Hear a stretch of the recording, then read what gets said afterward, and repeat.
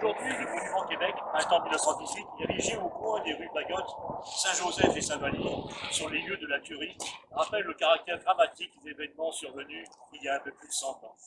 Il a été créé par l'artiste québécoise Aline Martineau, fabriqué par la firme de l'île Monument et inauguré le 4 septembre 1998. Au printemps 1918, les tensions sont fortes au Québec, et plus particulièrement à Québec. La Première Guerre mondiale fait rage, les besoins en soldats s'accroissent dramatiquement avec les pertes au front, et le retrait, en mars 1918, des Russes aux prises avec les conséquences de la révolution d'octobre de 1917. Le Canada, entré en guerre automatiquement derrière la Grande-Bretagne en août 1914, a d'abord eu recours au volontariat, mais cela ne suffit plus. Malgré des promesses contraires, le gouvernement fédéral passe la loi du service militaire en juillet 1917, obligeant tous les hommes âgés de 20 à 35 ans, célibataires ou sans enfants, à s'enregistrer auprès des autorités. Bien que les résultats de l'élection fédérale de décembre 1917 aient clairement démontré l'opposition des Québécois à la conscription, ils donnent cependant la légitimité au gouvernement fédéral de l'imposer. Elle débute tôt, le 1er janvier suivant. Les comportements inacceptables des spotters, ces individus chargés de retrouver les conscrits récalcitrants, suscitent une vague de manifestations majeures à partir du 28 mars 1918. Durant les 5 jours qui suivent, des milliers de manifestants prennent d'assaut la rue, déclenchant ce qu'on appelle les émeutes de Québec de 1918. Les actes de vandalisme et les échanges verbaux avec les militaires et les forces policières ne font qu'exacerber les tensions.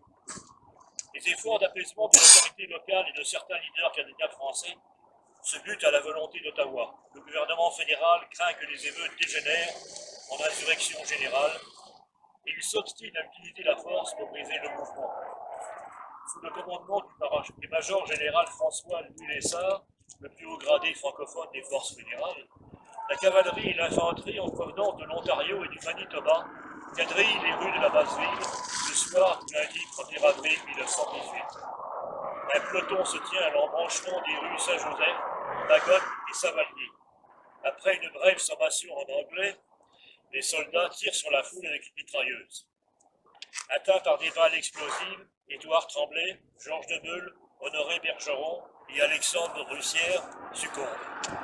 Selon ce que révèle l'enquête du coroner, ces victimes n'étaient que de simples citoyens non armés qui passaient par là, au mauvais endroit et au mauvais moment. À titre d'exemple, Honoré Bergeron, un menuisier de 49 ans habitant le quartier de Saint-Sauveur et père de 6 enfants âgés de 10 mois à 19 ans, sort tout simplement pour aller chercher ses enfants. Il est alors frappé dans le dos à la hauteur du cœur par une balle explosive. Il ne reviendra pas chez lui.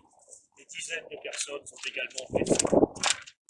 Le maintien de l'ordre dans les 2000 militaires envoyés à Québec s'applique ensuite avec toute sa sévérité. Les soldats ont ordre de tirer pour tuer, chaud ou quilleux.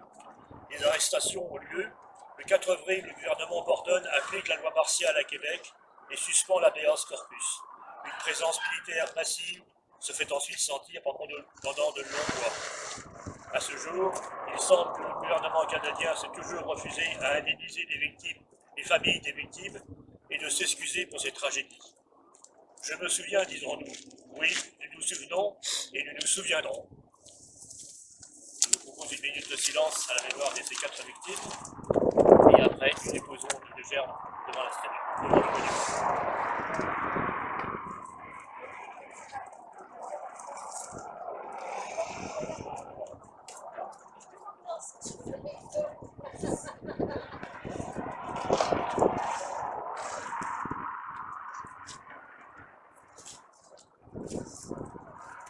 Je vous remercie de votre présence.